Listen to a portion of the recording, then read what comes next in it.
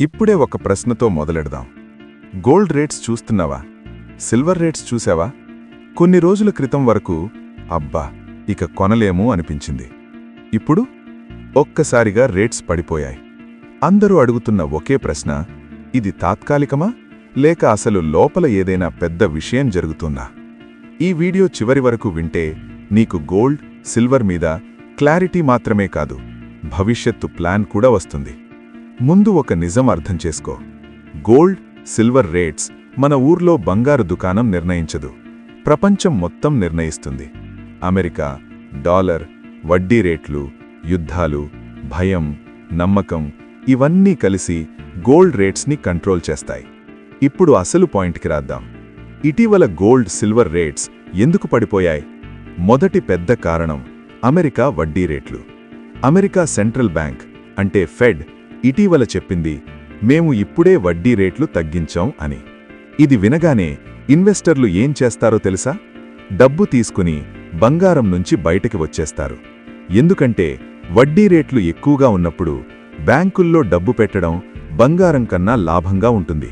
అందుకే గోల్డ్ మీద డిమాండ్ తగ్గుతుంది. డిమాండ్ తగ్గితే రేట్స్ పడిపోతాయి. ఇది మొదటి కారణం. రెండో కారణం డాలర్ బలపడటం. డాలర్ బలంగా ఉన్నప్పుడు గోల్డ్ రేట్స్ సాధారణంగా పడతాయి. ఎందుకంటే గోల్డ్ డాలర్లో ట్రేడ్ అవుతుంది. డాలర్ స్ట్రాంగ్ అయితే ఇతర దేశాల వాళ్లకి గోల్డ్ ఖరీదైనదిగా మారుతుంది. అందుకే కొనుగోలు తగ్గుతుంది. కొనుగోలు తగ్గితే రేట్స్ పడతాయి. ఇప్పుడు మూడో కారణం, ఇది చాలామంది గమనించరు, స్టాక్ మార్కెట్. ఇటీవల స్టాక్ మార్కెట్స్ మళ్లీ కొంచెం బలంగా మారాయి. అంటే ఇన్వెస్టర్లకి మళ్లీ నమ్మకం వస్తోంది. నమ్మకం వచ్చినప్పుడు డబ్బు గోల్డ్ నుంచి బయటకి వచ్చి స్టాక్స్లోకి వెళ్తుంది. గోల్డ్ ఎప్పుడూ భయానికి పెట్టుబడి. భయం తగ్గితే గోల్డ్ రేట్స్ పడిపోతాయి. ఇప్పుడు సిల్వర్ గురించి మాట్లాడుకుందాం. సిల్వర్ కేవలం బంగారం లాంటి మెటల్ కాదు. సిల్వర్ ఒక ఇండస్ట్రియల్ మెటల్. అంటే సోలార్ ప్యానెల్స్, ఎలక్ట్రిక్ కార్లు, ఎలక్ట్రానిక్స్ ఇవన్నీ సిల్వర్ మీదే నడుస్తాయి. ఇటీవల ప్రపంచంలో కొన్ని ఇండస్ట్రీలు స్లో అయ్యాయి. అందుకే సిల్వర్ డిమాండ్ కూడా తగ్గింది. డిమాండ్ తగ్గింది అంటే రేట్స్ కూడా తగ్గాయి. ఇప్పుడు అసలు పెద్ద ప్రశ్న, ఇంకా పడతాయా? ఇది చాలా ముఖ్యం. సూటిగా చెప్పాలి అంటే షార్ట్ టర్మ్లో ఇంకా కొంచెం పడే ఛాన్స్ ఉంది. ఎందుకంటే అమెరికా వడ్డీ రేట్లు ఇంకా తగ్గలేదు. డాలర్ ఇంకా బలంగానే ఉంది. కానీ లాంగ్ టర్మ్లో ఇదే ఇంపార్టెంట్. గోల్డ్, సిల్వర్ ఎప్పుడూ పూర్తిగా పడిపోవు.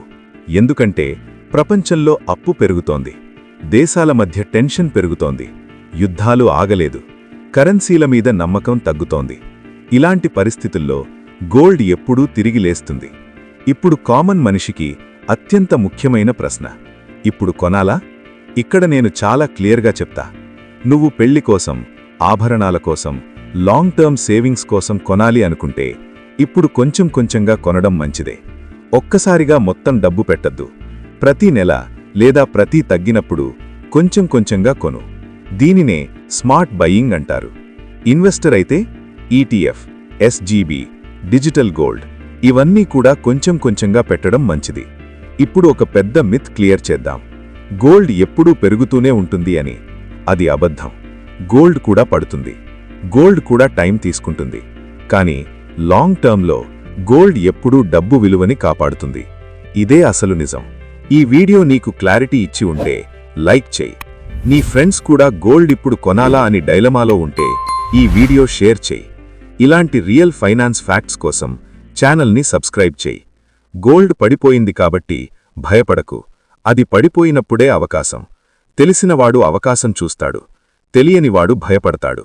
నీ భవిష్యత్తు నీ నిర్ణయాల్లోనే ఉంది.